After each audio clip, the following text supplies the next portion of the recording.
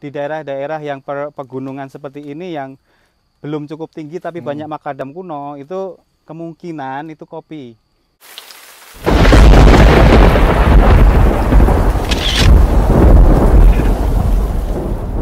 Bisa tahu seperti apa, kita lihat langsung ke situs-situs yang ada di sini.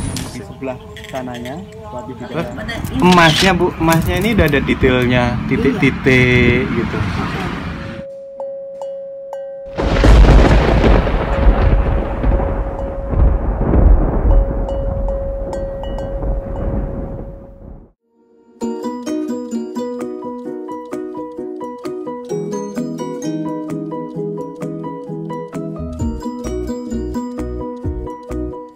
Oke, teman-teman pencinta sejarah Jejak Jawa Dipa, kita akan mulai sedikit mungkin di awal ya pembahasan terkait dengan kopi ya.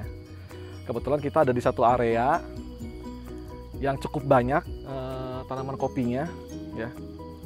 Sebetulnya mungkin identitas dari awal terkait dengan adanya sebuah komoditi ya, mungkin bisa dilihat dari akses jalannya ya.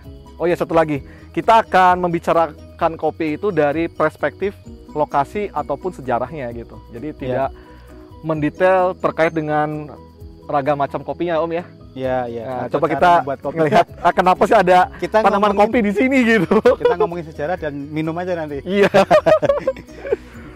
Oke, mungkin Om Hani bisa cerita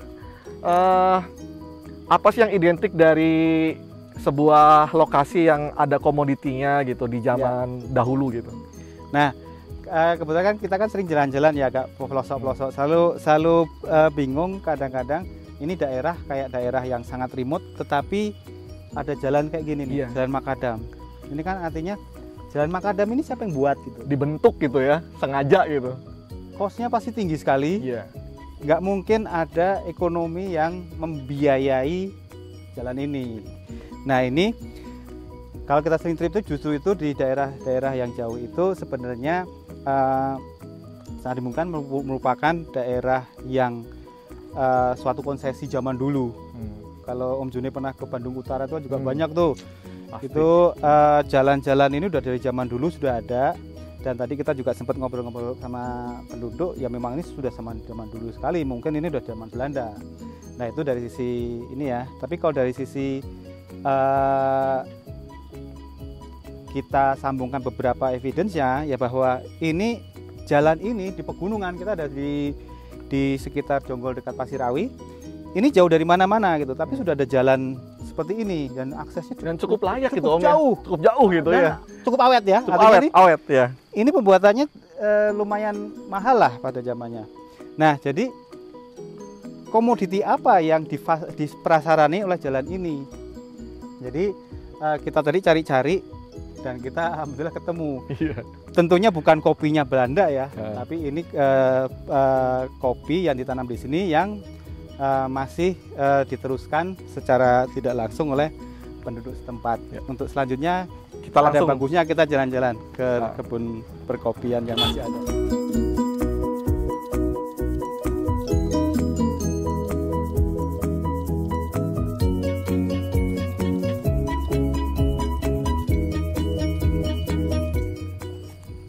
Nah ini Om, ini kebun kopinya. Yup. Nanti ini kita lihat mungkin ya. salah satu yang tersisa di sekitar sini Om ya. Ya. Dan cukup banyak. Kita bisa melihat melebar ke dalam juga cukup banyak. Ini kopi semua. Ada yang merah nggak Om ya? Nah ini ada yang merah juga nih. Nih, mungkin saya ngeliat nih. Tapi mungkin agak sedikit berbeda dengan di masa lalu Om ya. Ini jadi kayak tanaman liar ya Om ya. Betul. Tapi kayaknya sih masih diproduksikan nih Om. Nah nanti kalau beberapa yang matang kalau bisa kita tanyakan ke teman kita yang ahlinya kopi gitu. Betul. Nah ini selain apa ya, memang daerah kita ini subur ya. Yang saya tahu Om, itu kopi itu kan sifatnya menyerap ya, menyerap apa aja yang di sekitarnya. Jadi sangat dimungkinkan kenapa kopi Jawa ini sangat ngetop di sana ini karena di Jawa ini kan tanah yang vulkanik gitu, jadi aromanya khas gitu. Aromanya khas yang membedakan dengan komoditas kopi yang ditanam di daerah yang lain ya gitu. Iya. Ini juga view-nya cukup bagus nih, keren. Itu puncak tuh. Itu ada puncak. Jadi kemungkinan konsesi seberapa luas konsesi kopi yang ada di zaman dulu, bisa jadi ini di era tanam paksa ya Om ya. Tanam paksa itu sudah eranya bukan VOC tapi eranya pemerintahan Hindia Belanda itu, jadi zaman Dendels ke sini lah, itu 1800-an ya.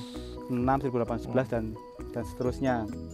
Dan dari situ pemerintah Belanda itu menguasai perdagangan Eropa untuk komoditi yang dihasilkan, dan beberapa kota mungkin yang pernah ke sana kelihatan itu beberapa kota di Belanda itu berdiri karena apa ya, keberhasilan atau perdagangan atau tanam paksa yang dihasilkan dari ya tanah kita ini kayak gitu.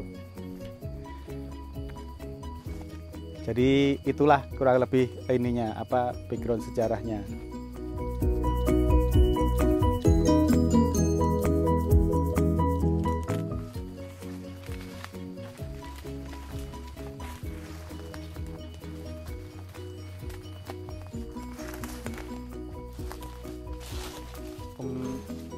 Jadi kalau zaman era VOC itu kan era perdagangan ya, mereka kayak di sekitar benteng Batavia itu ada lokasi-lokasi perkebunan atau persawahan yang mereka kelola dengan membayar buruh ya, tenaga buruh dari sekitarnya.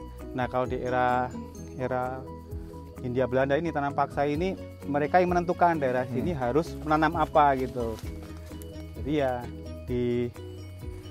kalau perkebunan teh kan harus tinggi, dataran tinggi ya. Nah jadi kalau di daerah-daerah yang pegunungan seperti ini yang belum cukup tinggi tapi banyak makadam kuno, itu kemungkinan itu kopi. Kalau komoditas-komoditas yang lainnya, kemarin kita juga sempat berkunjung ke gudang rempah yang di VOC itu yang di Batavia. Ada banyak, tapi saya belum tahu apakah itu juga komoditas yang ditanam untuk daerah-daerah tertentu seperti pala, kemudian itu kan beda ya. Kalau jelas rempah-rempah itu kan memang ada khas yang dari Maluku, ada yang dari Sumatera gitu. Tapi kalau kopi ini selain daerah-daerah yang udah ngetop ya kayak Gayo, Tanah Toraja, Jawa ini, Ijen, Jawa Barat ini cukup tereksploitasi dengan luar biasa lah pada zaman tanam paksa.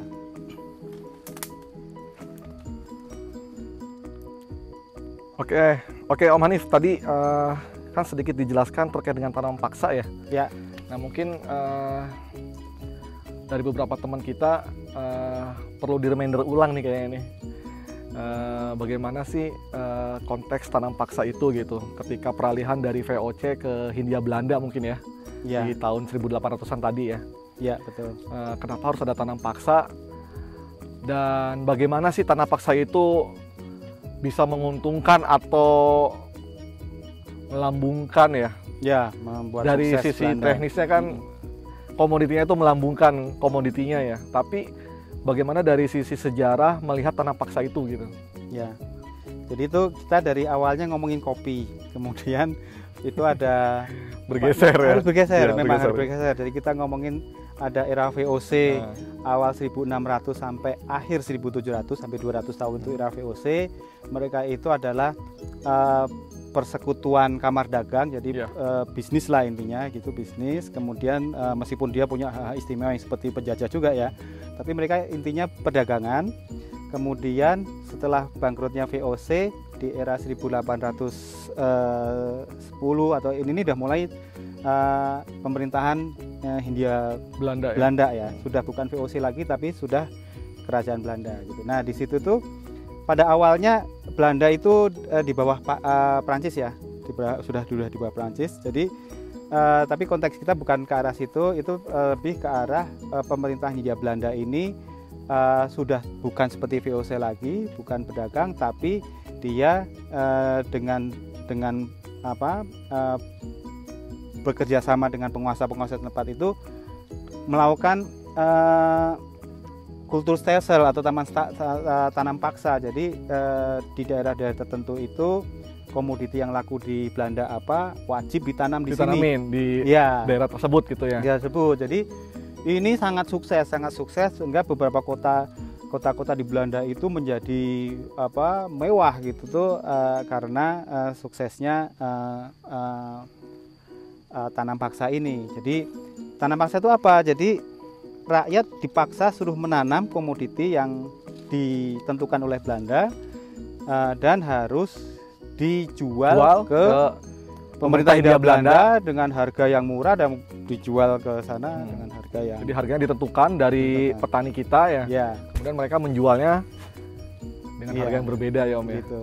Dan salah satu yang terkenal itu adalah kopi ya Om ya. Betul, kopi itu. Kopi itu sendiri gitu. Kopi itu makanya seperti tadi kita sebutkan, secangkir Jawa itu adalah sudah kata yang mengganti kata kopi yang dari Jawa, karena memang komoditi ini sudah mengalahkan produsen kopi yang lainnya di negara lain. Yang menjadi yang produsen terbesarnya mayoritasnya adalah dari Nusantara.